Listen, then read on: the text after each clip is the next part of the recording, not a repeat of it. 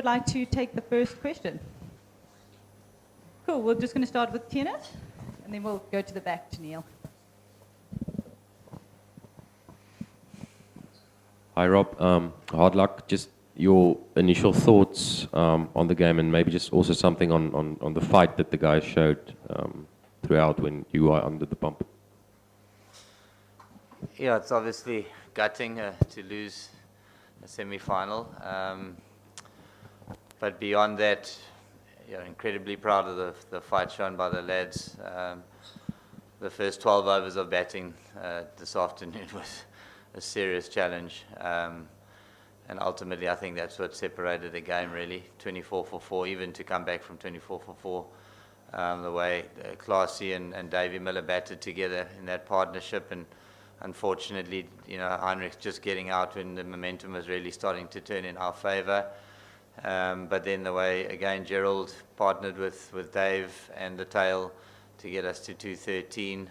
Obviously short. I think 270 was the sort of total that we were speaking about, but even 250 would have proved to be a serious total there. So, and then, I mean, on the other side of it, their first 10 overs, a lot less movement in the ball, a lot less bounce, and obviously a very different mode of attack that the two of them bring, which we've seen time and time again in this competition. So probably the first 10 overs on either side separated the game. But just to see the way that a guy like Gerald Quinton and Gerald mixed together, that's a scary thought. Gerald Kutsia ran in, from the bottom end there, cramping and just putting everything on the line just to try and get the team into the game. I mean, just guys played less than 15 games to play like that. So, I mean, there was tons of positives today, but obviously pretty bummed to not get over the line. Neil?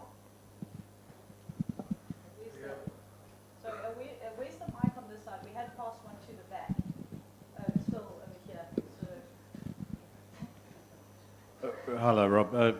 We just get the old label out of the way and get you on the record to say about the lots of crunch moments where South Africa made good decisions and stayed calm, and your thoughts on, let's get the old choking thing out of the way.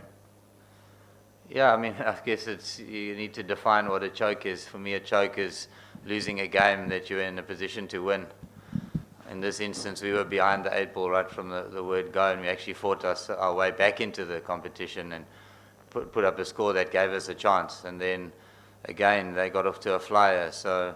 And we fought and we put ourselves back into the game, and of course we were 30 runs or 40 runs short, but still having them 7 down, and a couple of things that balls bouncing just short, a little inside edge that could have been taken, so for me, there's nothing even remotely close to a choke that happened out there today. That's a serious contest between two good teams, number 2 and 3 in the tournament. Cool. We're going to go students here, and then we'll bring it back to the side.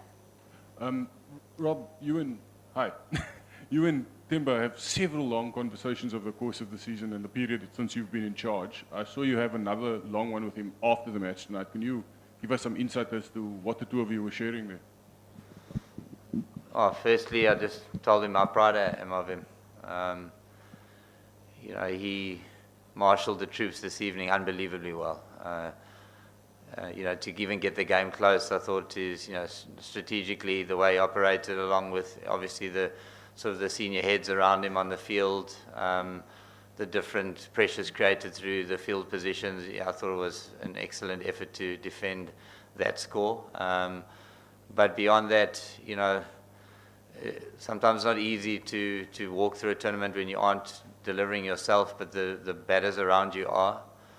But the important thing is that we operate as a unit, He was the lead man that got us into this tournament in the first place. I think people forget that. So I just wanted to make sure that he was aware of how important he is in this team and how proud I am of his efforts and the way he led throughout the tournament.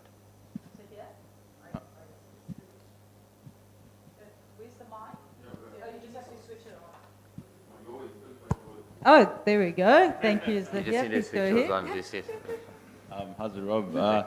Was it a no-win situation all the way back this afternoon when you won the toss, and obviously you do well when you bat first, but with a bit of rain around and different type of conditions, does it maybe think about it a little bit differently? To be honest, even the commentators that I've spoken to, no one could predict the pitch to play like that for the first 12 overs. And had it played as we expected it to, then we would have backed ourselves to get 270. And once we got 270, because it was turning, you saw how much it spun in the evening. We knew that that was going to be our in into the game, and ultimately it was really. So we just didn't have enough runs to work with. So, had those first 10 overs looked a little bit different. It's easy to say at the back end of losing, but I think the contest would have been even a touch closer than it already was. I'm just going to cut across the screen. Sorry, I just got to get the mic.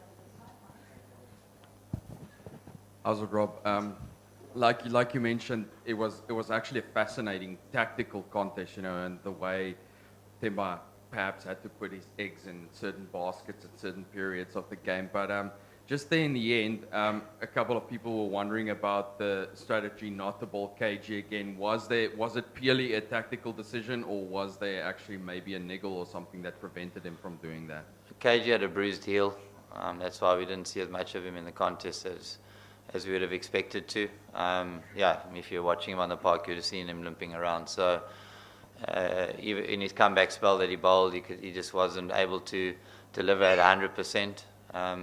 And obviously with that, it also lent us into bringing Aiden on, and Aiden was outstanding the whole way through the game. So, obviously a fit and able KG has shown throughout this competition that he was one of our leading bowlers and has been for South Africa for some time. So it was a pity. I don't think it was a defining moment in the game, to be dead honest.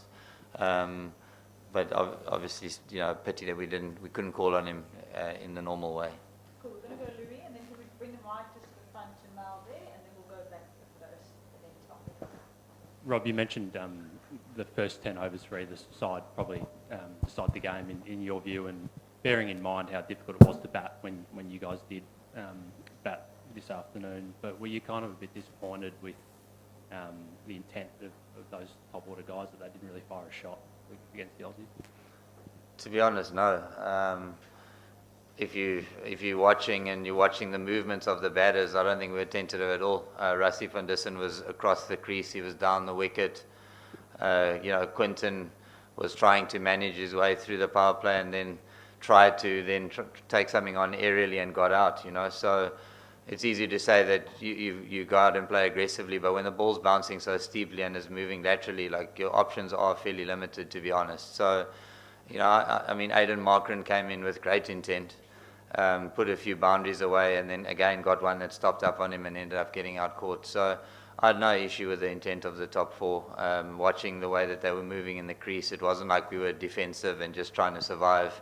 We actually were trying to make a play, but it was just you had two quality bowlers that weren't missing, and they were getting some assist, and that makes it tough. Hi. Hi. Down here. Just on Temba, he said he was sitting where you're sitting yesterday saying he wasn't 100%. He reiterated that at the toss, that he still wasn't, and that it would have to be good enough. Just, can you give us an idea of the conversations you had about deciding to play him, and how much you talked about his captaincy qualities, but was there a bit of a toss-up of the risk of him playing not 100% and working out the balance of all of that? To be honest, if you looked at him in the field, if you didn't know that he wasn't 100%, you wouldn't have guessed. So in terms of being 100, I think he was pretty close, to be fair. He went through the entire week, he got better every day. And the only potential red flag might have been if something happened in the field. But from a batting point of view, we were confident that he would be able to go bat properly, run between wickets properly, and if anything, might not have had the intensity in the field in terms of chasing balls down that we would normally have. But you're sort of weighing that up with having him on the field present as the captain. And for me, that trumps it every day. Having his leadership and his presence on the field is everything. And so, we spoke about it. He said, I'm not 100%, but I can definitely play, and I want to be on the park, and that's the end of the discussion. I back him 100%. In the interest of time, I'll go and ask 4 questions. So Hi, Rob. Rob, having sort of seen South Africa lose at knockout matches a fair amount in the past, this seemed different in that, there wasn't like people weren't collapsing on the field in tears, and it looked quite measured and grounded. Can you just talk a bit about the maturity journey that maybe the team has been on, and are you quite proud of them despite everything? Yeah, I can't reiterate enough how proud I am as the coach. I mean, we've played some cricket in this competition that has been world leading, really. That's broken records.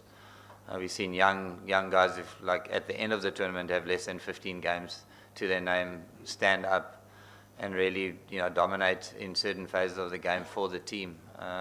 Different people putting their hands up throughout the competition, and you can only but do your best, like put everything on the line on the day today. I don't think anyone could watch and say it wasn't through lack of effort. I don't think anyone could say the guys didn't back themselves, they didn't back each other. We've spoken about that. We've just spoken about leaning on each other in the tough times, and these games are, bring out those moments. But throughout the game, you will see guys conversing with each other. Throughout the game, you'd see them coming together, strategizing, coming up with a plan, and then just buying into it and leaving everything out there. So potentially there weren't guys lying down there. I think if you went into the change room now, it would be pretty quiet. The guys would obviously be gutted, but as I said, what can you do but do your best and leave everything on the park, for your country, and I don't think anyone could question that today. Rob, how's it? You've got a few guys now that dressing room who will not be at the next 50 over World Cup. We know about Quinton, people like Rassie, even though he's flying around the park tonight like a youngster. And then so you've got those guys who know that they will never go to a World Cup final. And then you've got some youngsters like Gerald and Marco who that's still a dream that they can do that. How do you make sure, as the kind of father figure, that the good stuff from tonight's performance is passed on to the young guys? Look, it's probably thank goodness I don't have to be Quinny's father figure anymore. That's a bonus. But no, I mean, I think my take on is if you think about what we've created and experienced here together over the last 8 weeks or whatever it is, even starting in January, to be honest, but in particular, World Cups where you spend a lot of time together, different to bilateral series, etc. And I think if you ask everyone about their experiences, I would hope that they would say that this was a memorable one. And the more memorable those moments are, the tighter we are as a unit, the more excited guys get about their cricket. We've seen, as I said, guys play unbelievable cricket, probably surprise a lot of people in this room and around the world. And I think that is what fuels them to come back and be better. Personally, I'm excited. I think there's a huge scope for us to grow as a team. I think there's a huge scope for us to play even better than we have. And the majority of the people that are going to be on their journey are still in that change room. Cool. One in the front and then go right. Coach, my question was on Temba, but that has been asked by the lady. So if I could ask you, can I have a few words, or would you like to answer and the question on India v Australia? I mean, how are you? I mean, if you had to, once you're over the disappointment, who do you think could get the trophy? To be honest, there's about a 1% chance I'll be watching. And to be even more brutally honest, I actually don't care. So, but obviously, because of the World Cup being in India, it's always great for the home nation to win the World Cup. I've got a lot of friends in the Australian change room, so I have probably a soft spot for a couple of them too, especially the coach, for them to do well. But just seeing when we last played here against India and the support that's rallied around the team, and just the great hope and inspiration that winning a World Cup at home does actually bring, I think it would only be fitting for India to win. And in the same breath, they have been the best side in the competition and they've played the best cricket. But that doesn't necessarily mean that's what will happen. Thank you. Rob, given you'd said that the first 10 overs was the big difference in the game, how close were you to bowling first? And in hindsight, do you think you made a mistake by batting first? Oh, hindsight's an exact science, isn't it? Look, we did speak about it, and we realised there was obviously a little bit of moisture in the pitch, given that it's been under covers.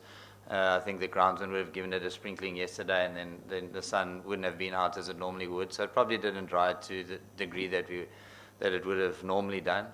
But with that said, it's like semi-final. It's our strong suit. Runs on the board, being able to create pressure that way, knowing that it was going to turn because it had to, and knowing that if there is a weakness in the Australian side, it is against spin.